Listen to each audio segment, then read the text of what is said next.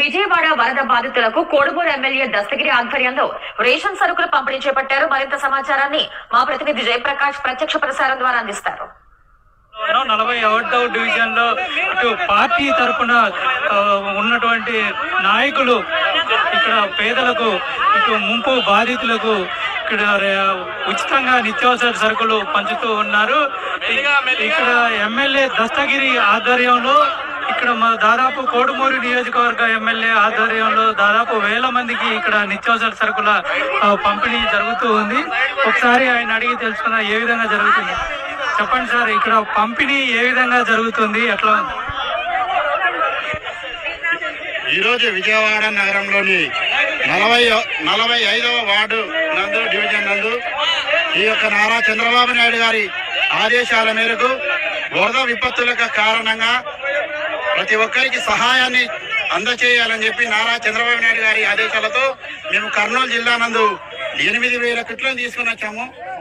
మంత్రి టీజీ భరత్ గారు, అలాగే కేఈ శ్యామన్న గారు, జయనాశ్వరరెడ్డి గారు, అలాగే వీరభద్ర గౌడ్ గారు, అలాగే మా అధ్యక్షుడైనటువంటి తిక్కారెడ్డి గారు ప్రతి ఒక్కరి ఆధ్వర్యంలో మేము తీసుకొని వచ్చి ఈరోజు 8000 కిట్లతో ఆర్థిక సహాయాన్ని అందించడానికి మేము ఈ విజయవాడ నగరానికి వచ్చి అందిస్తున్నాము.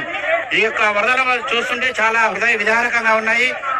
ఈ వరదల వల్ల ఎంతో నేర్చుకోవాల్సి కూడా వస్తుంది. అందుకే మన నారా చంద్రబాబు నాయుడు గారు కాబట్టి చాలా తొందరలోనే మన నగరాన్ని చాలా ఇమ్మీడియట్ గా దీన్ని క్లియర్ చేయడానికి ఛాయశక్తులు కృషి చేస్తూ 74 సంవత్సరాల వయసులో కూడా ఆయన ఈ యొక్క నగరంలో తిరుగుతూ నిద్రాహారాలు మాని ఆయన ఎంతో ఛాయశక్తులా కృషి చేస్తున్నాడు. ఎందుకంటే ఆయన ఈ యొక్క మన రాష్ట్రాన్ని సర్వాంగ సుందరంగా మన రాష్ట్రాన్ని ప్రపంచ పటంలో పెట్టడానికి ఆయన హైదరాబాద్ లో ఎంతో శాశక్తుల కృషి చేస్తున్నాడు. అందుకే ఆయన యొక్క ఆదేశాలతో మేము ఖచ్చితంగా ముందుండి ఖచ్చితంగా మేము కూడా నడుస్తామైన నడవడికలో అని తెలియజేస్తున్నాను. ఎందుకంటే ఈ యొక్క విజయవాడ వాసులు చాలా ఇబ్బందులు పడుతున్నారు. వీరిని సహాయం అందించడానికి చంద్రబాబు గారి ఆదేశాలతో మేము కూడా ఇక్కడికి వచ్చి తెలియజేస్తాం. అంటే ఇందులో ఎన్ని రకాల వస్తువులు ఉన్నాయి, ఏమేమి వస్తువులు?